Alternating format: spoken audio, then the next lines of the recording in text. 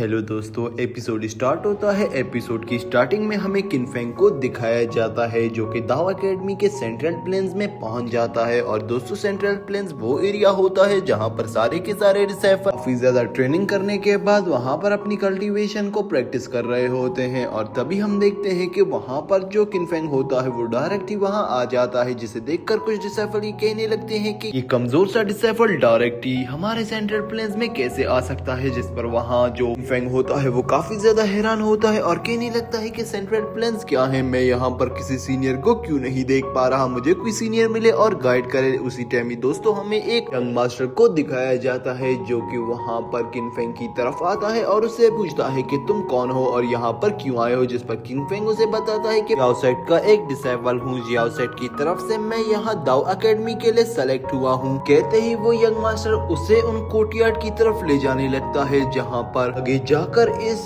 किनफेंग को ट्रेनिंग करनी थी। और उसे रास्ते में वो बताता है कि जो एकेडमी है वो 3 कोर्टयार्ड पर फैली हुई है, लोअर कोर्टयार्ड, मिडल और अपर कोर्टयार्ड में के डिसाइपल्स होते हैं। और अगर तुमने 6 से अपने आप को लोअर कोर्टयार्ड में समन और पावर्स को प्रैक्टिस नहीं किया तो तुम मिडल कोर्टयार्ड पर नहीं जा सकते और मिडल के बाद तुम ऊपर भी नहीं जा सकोगे। सेंटर कोर्टयार्ड है, वहाँ पर ट्रेनिंग होती है डिसाइपल्स की और जो नए डिसाइपल्स आते हैं उन्हें लोअर कोर्टयार्ड में रखा जाता है। कहते ही वो उस कोर्टयार्ड के एरिया पर पहुंच जाते हैं। अभी हम वहाँ पर कुछ डिसाइपल्स को देखते हैं जो आपस में प्रैक्टिस फाइट कर रहे थे। उनमें से एक डिसाइपल भागकर आता है और कहने लगता है कि जूनियर लियो, जिसको दोस्तों हम यंग मास्टर कह रहे थे, वो उसका नाम लेकर कहता है कि जूनियर लियो आप यहाँ पर क्या लाए हैं हमारे लिए। जिस पर जूनियर लियो उसे समझाता है कि देखो मैं यहाँ पर एक डिसाइपल लेकर आया हूँ, ये दाव एकेडमी को न्यूली ज्वाइन कर रहा है तो तुम्हें इसका साथ भरपूर देना होगा। पहले इसे यहाँ के सारे रूल समझा दो और उसके बाद इसे प्रैक्टिस करवाना स्टार्ट करो, बाद में इसको पनिशमेंट के बारे में भी बता देना। अभी ये यंग है तो इसे इतनी ज्यादा पनिशमेंट नहीं देना। कहते ही वहाँ पर हम उस डिसाइपल को देखते हैं जो जूनियर लियो से कहता है कि आप बिल्कुल भी चिंता मत करें, इसका ख्याल मैं रखूंगा। ये कहते ही जूनियर लियो वहाँ से चला जाता है और तभी हम उस डिसाइपल को देखते हैं जो वहाँ पर किनफेंग की तरफ आगे बढ़ता है और कहने लगता है कि डिसाइपल तुम्हारा नाम क्या है। जिस पर किनफेंग उसे कहता है कि मेरा नाम डिसाइपल किनफेंग है। तभी हम देखते हैं कि दोस्तों जो वहाँ पर वो मेन डिसाइपल था वो कहने लगता है कि देखो किनफेंग, तुम मेरे कहने और मेरी इजाजत के बगैर यहाँ पर सेंट्रल कोर्टयार्ड पर नहीं जा सकते। अगर तुम गए तो तुम पूरी जिंदगी इस लोअर कोर्टयार्ड में रहोगे। तुम्हें पहले लोअर कोर्टयार्ड में प्रैक्टिस करनी है और जब तक मैं ना कहूँ तुम उस सेंट्रल कोर्टयार्ड में नहीं जा सकते, चाहे जो भी हो जाए। ये बात बोलकर वहाँ से वो डिसाइपल जाने लगता है। लेकिन दोस्तों वहाँ पर जो किनफेंग होता है वो तो जिद्दी होता है। वो कहता है कि मैं आज रात में ही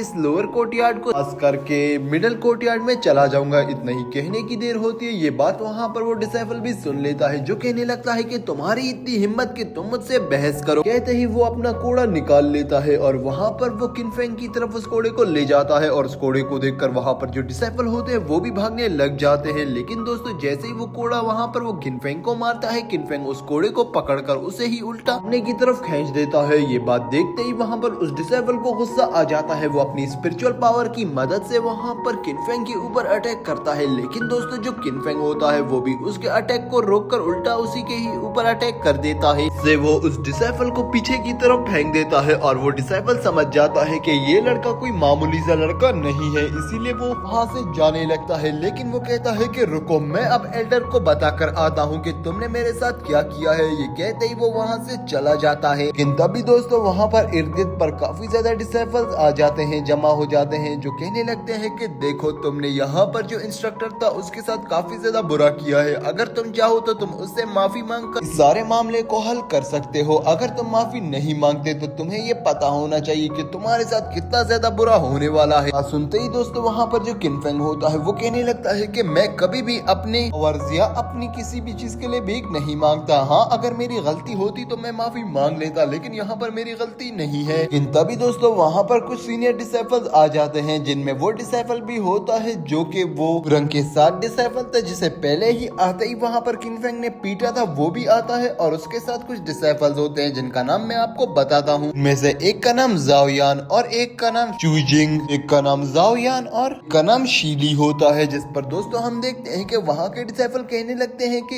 ये दाव एकेडमी के सबसे ज्यादा पावरफुल और जीनियस डिसाइपल हैं। बात कहते ही दोस्तों वहाँ पर फैंग कहने लगता है कि क्या तुम लोग भी इसका साथ देने आए हो और मुझे पनिशमेंट दिलवाने आए हो। जिस पर दोस्तों हम देखते हैं कि जो मूरिंग के साथ डिसाइपल था वो वहाँ पर जाओयान से कहने लगता है कि देखो जाओयान, ये लड़का कितना ज्यादा बदतमीज है और हमसे अभी भी बहस कर रहा है तुम जैसे जीनियस डिसाइपल के सामने। कहते ही दोस्तों वहाँ पर जाओयान अपने पास एक ऐसी फॉर्मेशन क्रिएट कर देता है जिससे वो सिल्वर ब्लेड की पावर हासिल कर लेता है और वहाँ पर वो अटैक कर देता है सीधा किनफेंग के ऊपर। दोस्तों दूसरी तरफ गोल्डन एज़्मूथ पावर को एक्टिवेट कर देता है वहाँ पर किनफेंग। से देखकर सब हैरान हो जाते हैं, लेकिन जाओयान बिल्कुल भी नहीं रुकता और जाओयान अटैक कर देता है वहाँ पर उस किनफेंग के ऊपर और किनफेंग के ऊपर वो अटैक करने ही वाला होता है। तभी जाओयान अटैक को रोकने किनफेंग की सिस्टर यीलिन वहाँ पर आ जाती है, उस अटैक को रोकने के लिए बीच में आ गई थी। दोस्तों वो अटैक जाकर सीधा यीलिन को लग गया था जिस पर यीलिन घायल हो चुकी थी और तभी दोस्तों इस सिचुएशन को देखते ही किनफेंग को इतना ज्यादा गुस्सा आ जाता है कि वो जाओयान के ऊपर अटैक करने के लिए उसके पास चला जाता है, उसके ऊपर लगातार अटैक करता चला जाता है। लेकिन तभी दोस्तों वहाँ पर एक नरेटर वॉइस हमें सुनाई देती है जो कहने लगती है कि तुम सब के सब उस पवेलियन हॉल में पहुंच जाओ, खुद ही फैसला करेंगे कि आखिरकार गलती किसकी है। ये कहते ही दोस्तों अगले ही सीन में हम देखते हैं कि वो सब के सब उस पवेलियन हॉल पर पहुंच जाते हैं। दोस्तों मैं आपको यहाँ पर बताता चलूं, जैसे ही वो लोग वहाँ पर पहुँचते हैं हम मूरिंग के साथ जो डिसेबल था उसे देखते हैं जो रो कर वहाँ पर आता है और कहने लगता है कि